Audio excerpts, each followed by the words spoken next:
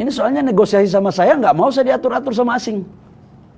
Ya sorry, saya nggak bisa diatur dengan cara-cara, oh ini karena sudah satu, nanti kong kali kong. Nggak.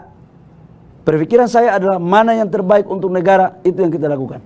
Saya waktu masuk jadi kepala BKPM, saya diprotes habis-habisan. Kenapa IUP hanya dikasih kepada konglo-konglo? IUP hanya dikasih asing.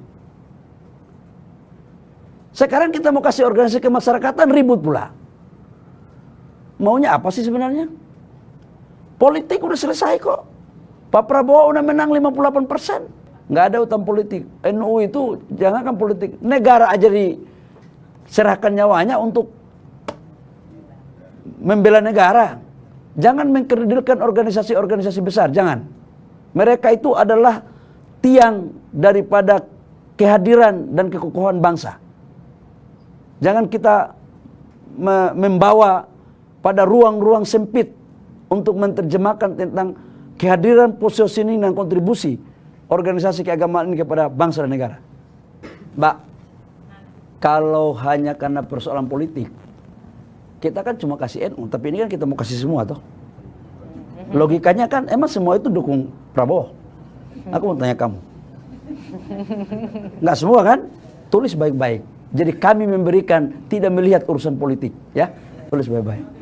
Tadi Bapak menyebut pekan depan untuk NU akan dikasih permitnya atau perusahaan NU sudah jadi ya Pak ya? Oh, kalau NU sudah jadi. Sudah jadi. Sudah berproses. Berarti minggu depan akan diberikan yang tadi Bapak bilang minggu depan? Saya akan memakai prinsip karena ini untuk tabungan akhirat.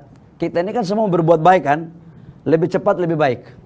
Berarti minggu depan ya Pak kira-kira? Insya Allah. Doain ya. Setuju nggak kita kasih kepada organisasi keagamaan kamu? Pak, satu lagi boleh Pak? Oh. Ini untuk menjawab pertanyaan publik Pak, banyak yang mengaitkan ini dengan ada kaitan dengan politik gitu karena kontribusi NU di pemilu kemarin gitu Pak. Jawaban pemerintah seperti apa Pak? Terima kasih Pak. Jadi kita ini jangan sedikit-sedikit itu kita punya niat baik dikaitkan lagi dengan politik. Kamu ingat dulu ya, saya waktu masuk jadi kepala BKPM, saya diprotes habis-habisan. Kenapa IUP hanya dikasih kepada konglo-konglo? IUP hanya dikasih asing. Sekarang kita mau kasih organisasi kemasyarakatan, ribut pula. Maunya apa sih sebenarnya? Politik udah selesai kok. Pak Prabowo udah menang 58%. Nggak ada itu urusannya sama politik. Ini adalah etikat baik pemerintah di bawah pimpinan Bapak Presiden Jokowi untuk menghargai para jasa-jasa daripada organisasi yang hebat-hebat dan kontribusi mereka kepada negara. Jadi mohonlah kalau yang udah selesai selesailah. Itu mah itu terlalu apa ya? Ya mohon maaf ya. Ya lebay lah kira-kira. Saya nggak maulah dikait-kaitkan karena ibu saya ini NU.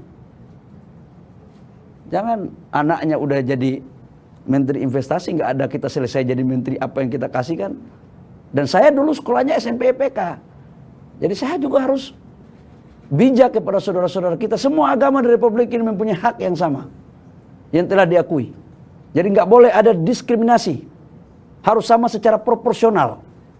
Ya, proporsional. Harus sama. Proporsional, secara proporsional. Gitu, Dek. Nggak ada itu urusannya sama politik. Pilpres sudah selesai kok. Sudah mempelantikan kabinet baru, apa urusannya? Kalau dulu sebelum kita Pilpres baru kita kasih, mungkin orang kait-kaitkan masuk akal. Ini sudah selesai kok. Ya, nggak ada utang politik. NU itu jangankan politik. Negara aja diserahkan nyawanya untuk membela negara. Jangan mengkerdilkan organisasi-organisasi besar, jangan. Mereka itu adalah tiang daripada kehadiran dan kekokohan bangsa. Jangan kita membawa pada ruang-ruang sempit untuk menerjemahkan tentang kehadiran, positioning dan kontribusi organisasi keagamaan ini kepada bangsa dan negara. Gitu. Makasih Mbak Nanda. Selanjutnya pindah lagi ke sebelah sini. Mbak yang di depan boleh? Ya. Silakan.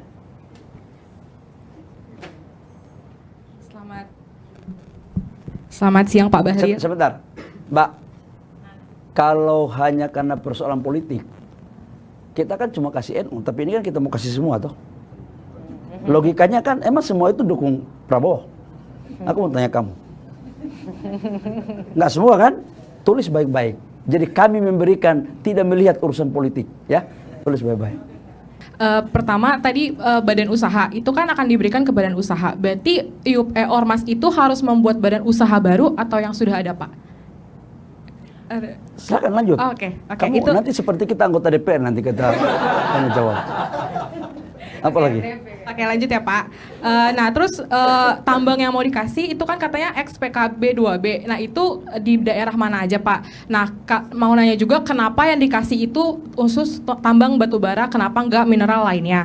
Mau nanya juga soal Freeport, Pak, karena tadi udah disinggung sama Pak Bahlil, dibilang kan 2 smelter, Pak, di Manyar sama Papua. Papua itu ada di mana aja, Pak? Di Timika atau di Fakfak? Nah, itu kan lokasinya agak sulit ya, Pak. Kenapa sih harus mensyaratkan untuk pembangunan di Papua tersebut? Nah, terus berkaca dari smelter Manyar itu kan sampai sekarang masih tahap commissioning ya, Pak, dan agak ngaret dari target awal yang berproduksi Mei. Nah, ini gimana, Pak, memastikan smelter yang di Papua ini juga bakal on time? Dan untuk sebenarnya target dari pemerintah untuk divestasi saham Freeport itu kapan, Pak, penyelesaiannya? Terima kasih. Baik, yang pertama saya katakan bahwa ex-PKP 2B wilayahnya itu nanti saya cek. Karena untuk wilayah-wilayah ex-PKP 2B ini Kementerian Teknis. Dalam hal ini Kementerian SDM. Yang kedua adalah peluangnya lagi satu adalah pencabutan yang tidak membutuhkan WUPK-nya karena sudah ada. Tapi itu nanti akan dikaitkan dengan UMKM karena Perpres 70-nya seperti itu. Kita lihatlah. Tapi prinsipnya begini loh, pemerintah ingin memberikan yang terbaik. Itu prinsipnya. Teman-teman wartawan, kalian setuju nggak sih kalau pemerintah berpikir untuk memberikan yang terbaik untuk organisasi keagamaan ini? Setuju nggak kalian? Mana yang tidak setuju angkat tangan? Setuju, alhamdulillah. Karena masuk surga semua toh. Ini berpikir amal jariah ini. Jadi kalian beritakan juga yang bagus, ini amal jariah ini. Nah, yang kedua menyangkut Freeport ya. Freeport itu kenapa harus, jadi gini Dek, smelter Freeport di Gresik itu kan targetnya bulan Mei. Tapi molornya kan cuma 1-2 bulan. Sekarang sudah commissioning, sekarang sudah berproduksi. Nah, kenapa itu terlambat? Kita kan tahu semua kemarin kan Covid toh. Bangun smelter dengan investasi 3 miliar US dollar, 3 miliar US dollar itu bukan seperti bangun pabrik tahu tempe yang bisa kerja cepat. Molornya kan nggak lebih dari 6 bulan. Nah, sekarang sudah berproduksi dan tapi produksinya kan tidak bisa langsung 1.700.000 konsentrat, 1.700.000 ton. Tapi kan pabrik itu kan 40% dulu sekian bulan, habis itu sekian bulan ditambah 70%, peaknya itu nanti di Desember 2024. Karena kalau satu sekaligus masuk meledak itu pabrik. Dan itu mekanisme kerja industri. Yang berikut menyangkut dengan kenapa smelternya di Papua. Dek, Freeport itu ada di Papua. Saya salah satu ketika masuk, ini untung aja sudah diputuskan. Ketika saya masuk di pemerintah, sudah diputuskan itu di Gresik. Dan saya ngotot, kenapa itu di Gresik? Tambangnya dari Papua kok. Infrastrukturnya belum siap. Sampai ayam tumbuh gigi pun kalau alasannya seperti itu, Papua nggak dibangun-bangun. Kita nggak mau cara berpikir itu. Itu cara berpikir yang lazim. Nah, saya mau berpikir yang tidak lazim. Yang berpikirnya harus terjadi lompatan kuantum karena kami berpandangan bahwa PAD dan percepatan pembangunan industri merupakan instrumen untuk menciptakan pertumbuhan kawasan ekonomi baru. Bahwa tempatnya itu mau di Papua, di Fakfak, mau di Timika itu soal lain. Ya, nanti kita bicarakan. Ya, nanti kalau saya sudah umumkan baru putuskan lah. Tapi arah-arahnya antara dua itulah. Ya. Berarti harus 2 smelter buat perpanjangan kontrak, Pak? Oh ya, kenapa tidak? Oh, okay. Kamu diuntungkan nggak? Menguntungkan asing atau Indonesia? Ya udah, lebih banyak lebih bagus. Ini soalnya negosiasi sama saya nggak mau saya diatur-atur sama asing. Ya sorry, saya nggak bisa diatur dengan cara-cara. Oh ini karena sudah satu, nanti kong kali kong. Nggak.